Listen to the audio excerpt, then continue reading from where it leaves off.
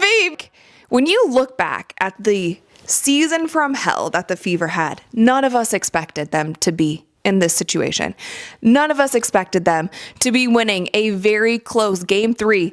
Imagine if I told you that Caitlin Clark might play in the WNBA Finals. It sounds impossible, don't you think? We have been informed for weeks that her season is over, that she is unable to return due to a groin issue. However, if the Fever advance to the finals, there may now be a legitimate route for Clark to return to the court because of a little-known WNBA rule. Imagine the biggest female basketball star returning to the court on the largest stage in the league. That kind of turn of events has the potential to alter everything. The problem is that it's not that simple. Everything is connected, including the risks, the rules, and the roster moves. And although some think it's completely unlikely, others are certain that this loophole was created for a circumstance just like this. We're going to dissect everything today. What the rule really states, why the Fever gave themselves a chance, and how Clark's comeback would affect Indiana's chances of winning a title. Let's begin with the fundamentals. At the start of the season, the Indiana Fever weren't meant to be here. They didn't even make the playoffs, according to the majority of analysts. The roster appeared youthful, battered, and inconsistent. Their season seemed to be over after Caitlin Clark went down. The Fever, however, fought their way into the semifinals and are now only one step away from the finals rather than giving up. Consider the implications of that. Aaliyah Boston has accepted a more significant role. Veteran players like Natasha Howard and Odyssey Sims have provided a solid presence for this club, and Kelsey Mitchell has been on fire. On both ends of the floor, Sophie Cunningham, who many believed wouldn't play a significant role, has contributed toughness and enthusiasm. This group has evolved into the epitome of resiliency. A team has no business winning while you watch them win games. You have to worry what would happen if they were to regain their superstar, and that's the current buzz in Indiana. Supporters are wondering what the Fever could do with Caitlin Clark if they can fight this hard without her. The answer might be unsettling because Clark's presence in the lineup causes Indiana's ceiling to soar rather than simply rise. This is why the entire discussion surrounding her potential comeback is so intriguing.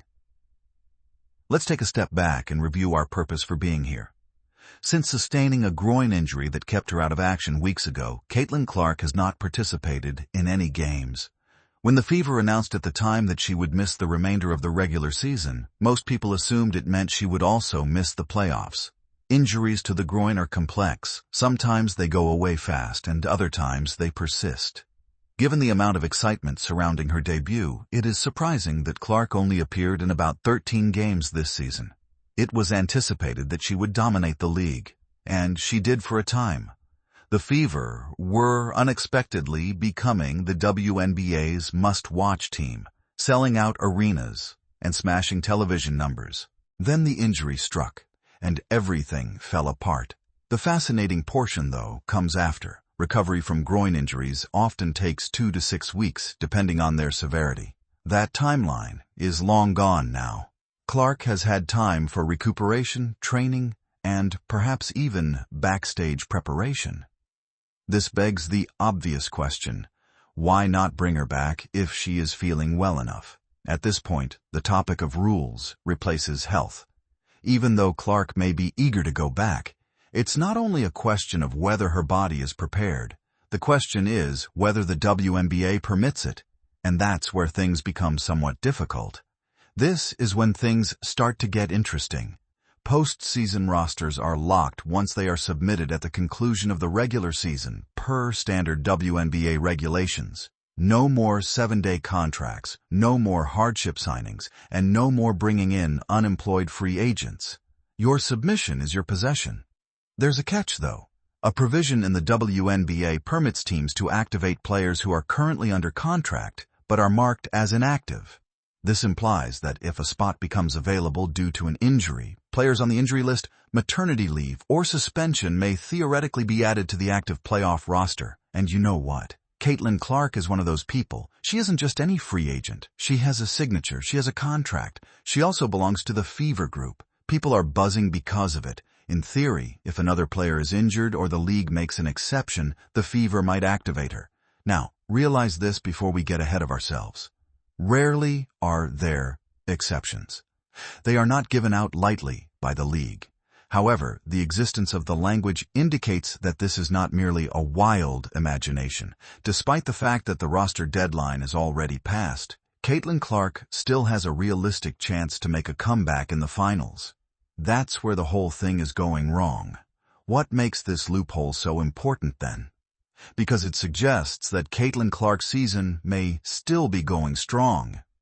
The CBA gives that remote opportunity, but most fans believe the injury announcement was final. You're never completely excluded if you have a contract. Being under team control versus being on the active post-season roster is the main distinction here. If specific requirements are fulfilled, an injured player may remain on the inactive list and still be eligible for activation. In contrast, emergency or hardship contracts expire at the conclusion of the regular season. The fact that this clause hardly ever appears makes it all the more fascinating. There haven't been many players of Clark's caliber in this situation before, signed, hurt, but possibly able to return at the highest stakes. It's the kind of circumstance that makes executives, coaches, and even the league itself reflect carefully. Does the Fever act as a trigger for Clark to play? Would they jeopardize the cohesiveness of the team, or do they continue to play the same roster that brought them here? This loophole is therefore more than just a legal gimmick. This choice has the power to change how the season concludes. Let's now discuss the gamble. It's never simple to get a player back after a protracted injury absence. The dangers are clear. It's possible that Caitlin Clark is not feeling well. She might hurt herself again. Additionally, her presence might throw off a team's rhythm that is now working. Playoff basketball is not the time to experiment because chemistry is sensitive. Here's the opposite, though. One of the league's most dangerous players is still Caitlin Clark, even at 60%. Defenses are stretched by her shooting. Opportunities are created by her vision. And everyone around her is uplifted by her competitive fire. Such an influence does more than merely aid in its transformation. This is a huge reward. The Fever have an immediate advantage over everyone, even the defending champion aces, with Clark on the floor. She compels opponents to reconsider their strategies, modify their games, and show Indiana more respect than they otherwise might. The Fever's willingness to accept that danger is the matter at hand.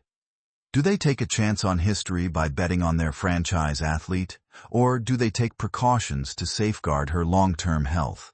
It's the traditional conundrum, long-term security against short-term glory. And it's a very difficult decision for a club this close to the championship game.